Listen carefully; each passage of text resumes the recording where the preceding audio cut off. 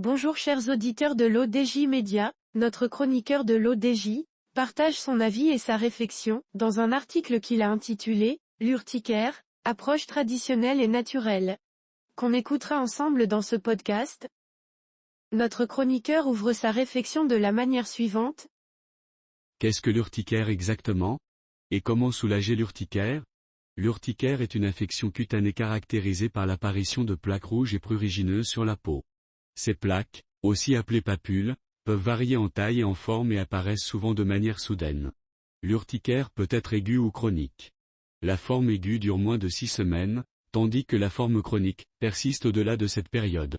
Les causes de l'urticaire sont variées et peuvent inclure des réactions allergiques à des aliments, des médicaments, des piqûres d'insectes, ou même des facteurs physiques comme la chaleur, le froid, ou la pression sur la peau. Dans certains cas, le stress et les infections peuvent également déclencher des épisodes d'urticaire. La première étape pour soulager l'urticaire consiste à identifier et à éviter le déclencheur, si possible. En cas d'incertitude sur la cause, une consultation médicale est recommandée pour effectuer des tests d'allergie ou d'autres examens diagnostiques. Voici quelques approches courantes pour soulager les symptômes de l'urticaire. Les antihistaminiques sont souvent prescrits pour réduire les démangeaisons et les rougeurs. Ils agissent en bloquant l'effet de l'histamine, une substance chimique libérée par le corps lors d'une réaction allergique. Dans les cas plus sévères, les corticostéroïdes peuvent être utilisés pour réduire l'inflammation. Cependant, en raison de leurs effets secondaires potentiels, ils sont généralement réservés au traitement à court terme. Des crèmes contenant de la calamine ou des lotions à base de menthol peuvent aider à apaiser les démangeaisons. Il est conseillé de porter des vêtements amples et de coton pour minimiser l'irritation de la peau. Éviter les douches chaudes et utiliser des savons doux peut également aider. Comment soulager l'urticaire de façon naturelle? Pour ceux qui préfèrent des méthodes naturelles pour soulager l'urticaire, plusieurs remèdes peuvent être efficaces. Le gel d'aloe vera est connu pour ses propriétés anti-inflammatoires et apaisantes. Appliquer du gel d'aloe vera directement sur les zones affectées peut réduire les démangeaisons et favoriser la guérison. Prendre un bain avec de l'avoine colloïdale peut apaiser la peau irritée. L'avoine a des propriétés anti-inflammatoires et peut aider à réduire les démangeaisons. Appliquer une compresse froide sur les zones affectées peut aider à réduire l'inflammation et les démangeaisons.